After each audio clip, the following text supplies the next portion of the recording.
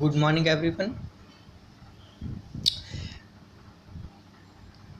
આપણે લાસ્ટ લેક્ચરમાં જોયું હતું કે સ્વાસ્થ્યને પ્રભાવિત કરતી બાબતોમાં જનનિક ખામીઓ, જીનેટિક ડિફેક્ટ્સ, ચેપ એટલે કે ઇન્ફેક્શન, આપણી જીવનશૈલી એટલે કે અવર લાઈફસ્ટાઈલની અંદર આપણે જોયું હતું કે જે હેલ્ધી ફૂડ આપણે ખાવું જોઈએ, બરાબર, જે પાણી આપણે પીવું જોઈએ, અથવા તો જે ટાઈમિંગ કે ડ્યુરેશન એટલી ટોટલ આપણે સ્લીપ લેવી જોઈએ, જેટલા ટાઈમ આરામ કરવો જોઈએ, અથવા તો રોજ આપણે વ્યાયામ એટલે કે યોગા અને એક્સરસાઇઝ કરવો જોઈએ. આ બધી જે ગુડ હેબિટ્સ છે એનું આપણી જિંદગીની અંદર એબ્સન્સ છે, એટલે કે અભાવ છે.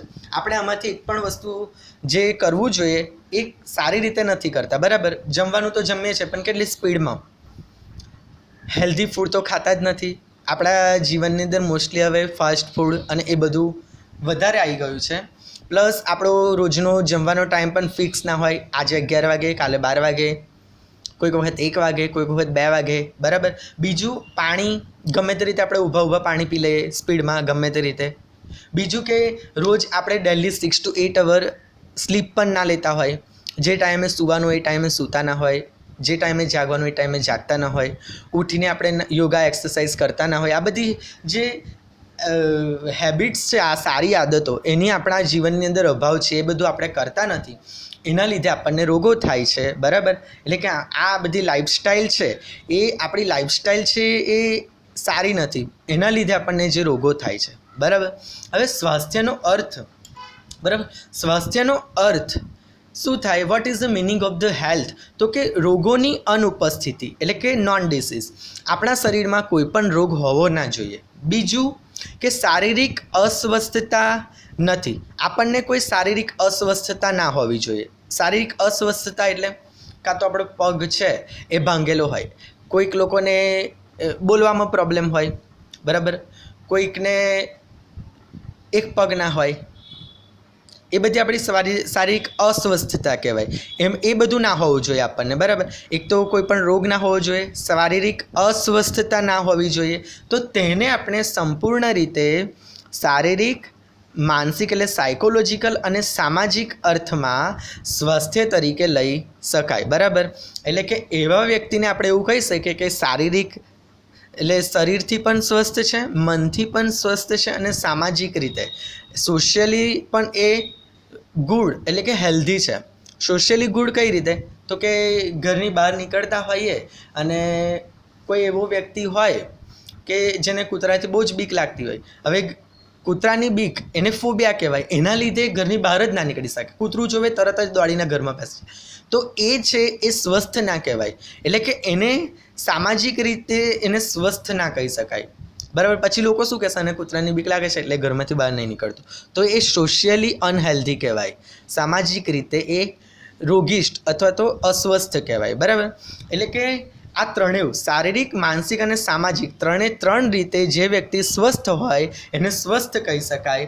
અને બીજું કે કોઈ પણ રોગ, ડિસીઝ એને હોવા ના જોઈએ, અને કોઈ પણ ડિફોર્મિટી અથવા તો શારીરિક અસ્વસ્થતા ના હોવી જોઈએ, તેને આપણે હેલ્ધી કહી શકીએ. હવે જો અહીં આગળ આપણે બહુ સરસ શીખવાનું છે કે સ્વસ્થ લોકો, હેલ્ધી પબ્લિક હશે તો વધુ સક્ષમતાથી કામ કરી શકશે, એટલે કે વર્ક વિથ મોર એબિલિટી. હવે ફોર એક્ઝામ્પલ આપણું એક્ઝામ્પલ લઈએ કે આપણે છે બધી રીતે સ્વસ્થ હોઈશું, બરાબર. માઇન્ડલી સ્વસ્થ હોઈશું, બોડીલી સ્વસ્થ હોઈશું, સામાજિક રીતે સ્વસ્થ હોઈશું, હેલ્ધી હોઈશું, તો આપણે વધુ સક્ષમતાથી અને વધુ ઉત્સાહથી આપણે કામ કરી શકીશું આપણું છે, બરાબર. વર્ક વિથ મોર એબિલિટી, વધુ સારી રીતે કામ કરી શકશું તો ઉત્પાદકતા એટલે કે પ્રોડક્ટિવિટીમાં ઇમ્પ્રૂવ થશે, બરાબર. અને આર્થિક રીતે આપણે સમૃદ્ધ થઈશું. આપણી પાસે એટલા સારા પૈસા, ઇકોનોમિકલી આપણે પ્રોગ્રેસ કરી શકીશું, બરાબર. હવે કોઈ મજૂર છે, બરાબર, એ પોતે સ્વસ્થ હશે તો એ વધુ સક્ષમતાથી કામ કરી શકશે. હવે વધુ સક્ષમતાથી કામ કરશે તો ઉત્પાદકતામાં વધારો થશે. એટલે કે ફોર એક્ઝામ્પલ 10 ગુણ ઉચકવાની છે, બરાબર. 10 ગુણ ઉચકવા માટે કોઈ એક વ્યક્તિને, એક મજૂરને આપણે લાવીએ તો એ સ્વસ્થ હશે, બરાબર, તો વધુ સક્ષમતાથી કામ કરી શકશે. તો કેવું કે એ 10 ગુણ એકલો ઉપાડી લેશે, બરાબર, તો આપણે બીજા મજૂરને બોલાવવો નહીં પડે. બીજા મજૂરને બોલાવવો નહીં પડે તો ઉત્પાદકતામાં એટલે કે પ્રોડક્ટિવિટી છે એ આપણે ઇમ્પ્રૂવ થઈ, બરાબર, આપણો એટલો પૈસો બચ્યો અને આર્થિક સમૃદ્ધિ વધે, એટલે કે ઇકોનોમિકલ પણ આપણો પ્રોગ્રેસ થાય. હવે આપણું એક્ઝામ્પલ લઈએ તો આપણે સારી રીતે સ્વસ્થ હોઈશું તો વધુ સક્ષમતાથી આપણે વર્ક કરી શકીશું, આપણે સારી રીતે ભણી શકીશું, વધારે સારી રીતે આપણે સ્ટડી કરી શકીશું, આગળ જતાં આપણે કોઈ સારી પોઝિશન મેળવી શકીશું. ફોર એક્ઝામ્પલ ડૉક્ટર બની શકીશું, એન્જિનિયર બની શકીશું. તો પછી આપણે વધારે સારું કામ કરી અને ઇમ્પ્રુવમેન્ટ એ ઉત્પાદકતામાં વધારો કરી શકીશું અને આર્થિક રીતે ઇકોનોમિકલી આપણે કોઈ સારા સ્ટેજ ઉપર પહોંચી શકીશું, બરાબર. હવે સ્વાસ્થ્ય આયુષ્ય વધારે છે, બરાબર, સ્વાસ્થ્ય છે હેલ્થ એ શું કરે, લાઈવ્સ છે એને ઇમ્પ્રૂવ કરે વધારે, અને શિશુ એટલે કે બેબી અને માતા એટલે કે મધરનો મૃત્યુ દર ઘટાડે છે, બરાબર. સારું સ્વાસ્થ્ય હોય તો આપણું આયુષ્ય તો વધે જ, સાથે સાથે નાના બાળકોના મૃત્યુ અને માતાના મૃત્યુ જન્મ આપ્યા પછી માતાના મૃત્યુ દર એ ઘટે એટલે કે ઓછા થાય, બરાબર.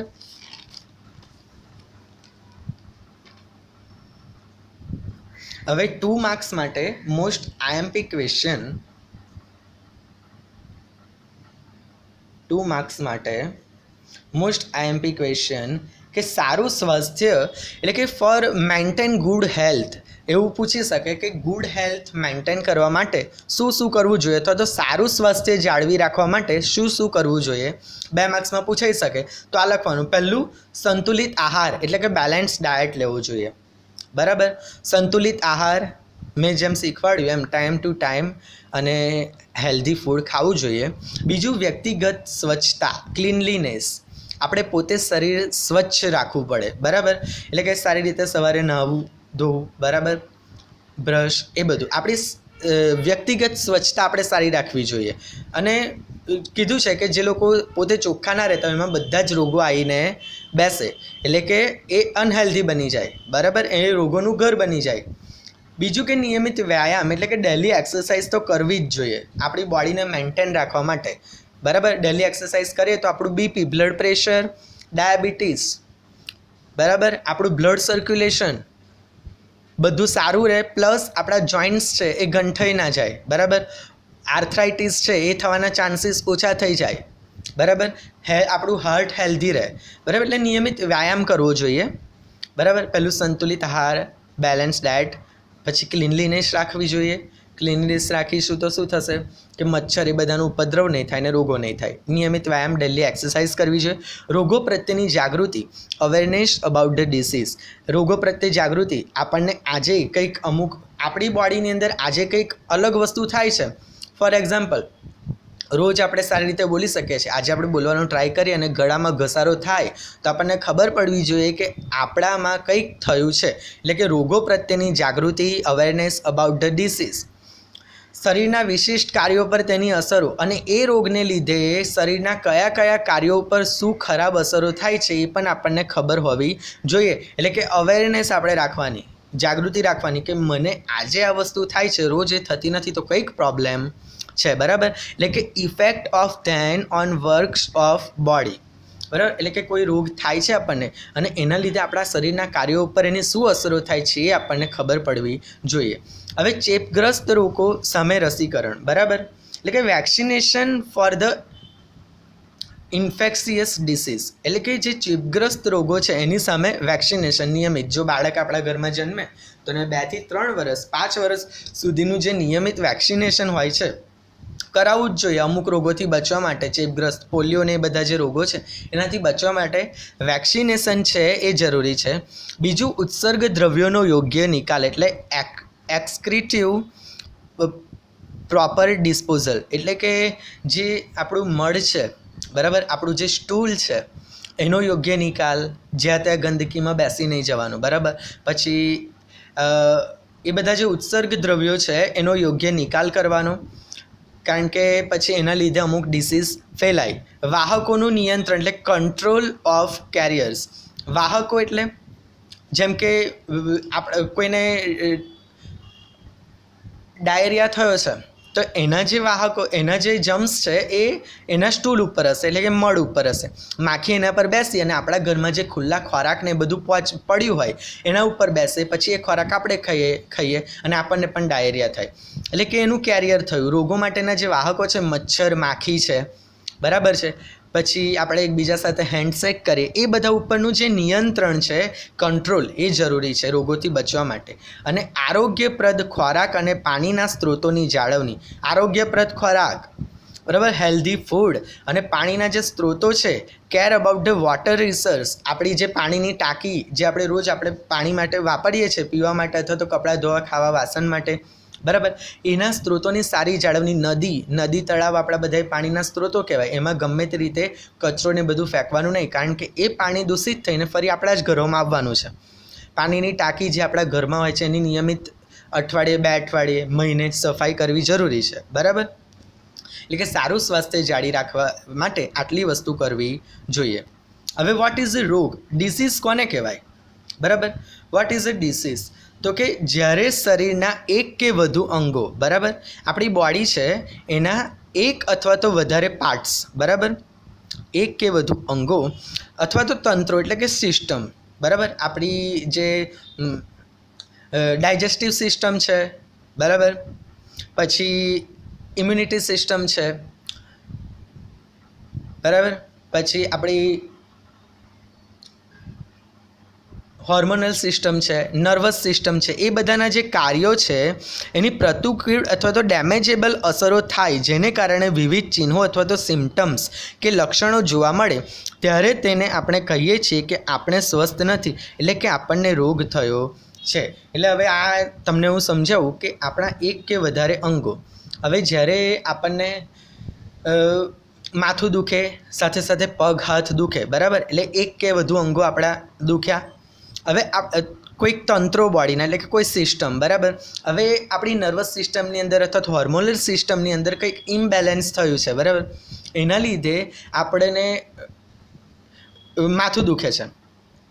એટલે કે એના લીધે, અને આ બધું જે થયું છે એના લીધે આપણા જે કાર્યો રોજિંદા, આપણે જે રોજ કામ કરતા હોય આપણે ના કરી શકીએ, કોન્સન્ટ્રેટથી સ્ટડી ના કરી શકીએ, તો એ આપણું વર્ક છે એ ડેમેજ થયું, બરાબર. એટલે કે આવી બધી જે અસરો થાય અને જે સિમ્ટમ્સ જોવા મળે, જેમ કે ફીવર છે, પછી વોમિટિંગ છે, પછી ઠંડી લાગવી, બરાબર, એ બધા જે સિમ્ટમ્સ, માથું દુખવું, હાથ પગ દુખવા, એ બધા જે સિમ્ટમ્સ અથવા તો ચિહ્નો જોવા મળે, ત્યારે આપણે એવું કહી શકીએ કે મને કોઈક રોગ થયો છે. એટલે વોટ ઇઝ ડિસીઝ? ત્યારે આવું લખવાનું કે એક કે વધારે પાર્ટ અથવા તો આપણી સિસ્ટમ, એના જે કાર્યો છે એ ડેમેજેબલ થાય અથવા તો પ્રતિકૂળ અસરો થાય, ત્યારે તેને આપણે કહી શકીએ કે આપણને કંઈક રોગ થયો છે. હવે રોગ છે એ 2 જાતના હોય છે, બરાબર. 2 જાતના રોગો હોય છે. એક તો ચેપી એટલે કે ઇન્ફેક્શિયસ, અને બીજા બિનચેપી એટલે કે નોન ઇન્ફેક્શિયસ. 2 જાતના રોગો હોય, ચેપી અને બિનચેપી. બિનચેપી એટલે નોન ઇન્ફેક્શિયસ અને ચેપી એટલે કે ઇન્ફેક્શિયસ. હવે એક વ્યક્તિથી બીજી વ્યક્તિમાં સરળતાથી ફેલાય, એટલે spreading infection from one to other, બરાબર. Spreading infection from one to other એટલે કે ઇઝીલી એક વ્યક્તિમાંથી બીજા વ્યક્તિમાં ફેલાય, એને ચેપી રોગ કહેવાય. ફોર એક્ઝામ્પલ, કોઈને દાદર અથવા તો રિંગવોર્મ થઈ છે, બરાબર. હવે હું જે ખંજવાળી અને એ વ્યક્તિને ટચ કરું તો એને પણ એ રોગ થાય. હવે કોઈ વ્યક્તિ છે એ આપણી સામે છીંક ખાય, તરત જ થોડાક ટાઈમ પછી આપણને પણ શરદી થાય, તો ઇન્ફેક્શિયસ રોગો, બરાબર. પછી એમાં એક્ઝામ્પલમાં આપ્યું છે કે એડ્સ છે એ એક ચેપી રોગ છે. એડ્સની કોઈ વ્યક્તિ હોય જે પોતે એના શરીરમાં નીડલ ખોસી, એ ટાંકણી તમને ખોસે તો તમને પણ એડ્સ થાય. એટલે એડ્સ છે એ ચેપી રોગ થાય. 2 જાતના રોગો આવે, ચેપી અને બિનચેપી. ચેપી છે એક વ્યક્તિમાંથી બીજા વ્યક્તિમાં સરળતાથી ફેલાય, અને બિનચેપી જે એકમાંથી બીજામાં ફેલાયના એક પૂરતા જ સીમિત રહે. હવે કેન્સર છે એ બિનચેપી છે, બરાબર. કેન્સરવાળો વ્યક્તિ હોય એ તમારી સામે ગમે તેટલી વોમિટ કરે કે ગમે તેટલું છીકો ખાય તો એના જમ્સ તમને લાગે ના કેન્સરના. કેમ? કારણ કે કેન્સર છે બિનચેપી રોગ છે, નોન ઇન્ફેક્શિયસ. કોઈ દિવસ કેન્સરનું ઇન્ફેક્શન લાગે નહીં. હવે ડ્રગ્સ એટલે કે નશાકારક પદાર્થો અને આલ્કોહોલનું સેવન સ્વાસ્થ્યને પ્રતિકૂળ રીતે પ્રભાવિત કરે છે. એટલે કે આપણી હેલ્થને બહુ જ ખરાબ આડ ઇફેક્ટ, બરાબર, આડ અસર કરે છે ડ્રગ્સ એટલે કે કેટલાક નશાકારક પદાર્થો, બરાબર. ગાંજો છે, પછી દારૂ છે, આલ્કોહોલ છે, બરાબર, એ બધા મોર્ફિન છે, એ બધા પદાર્થોનું આપણે સેવન કરીએ, એની સાથે સાથે હું એડ કરું તમાકુ છે, ગુટકા છે, એ બધા આપણા હેલ્થને બહુ જ ખરાબ રીતે અસર કરે છે. બરાબર. Thank you.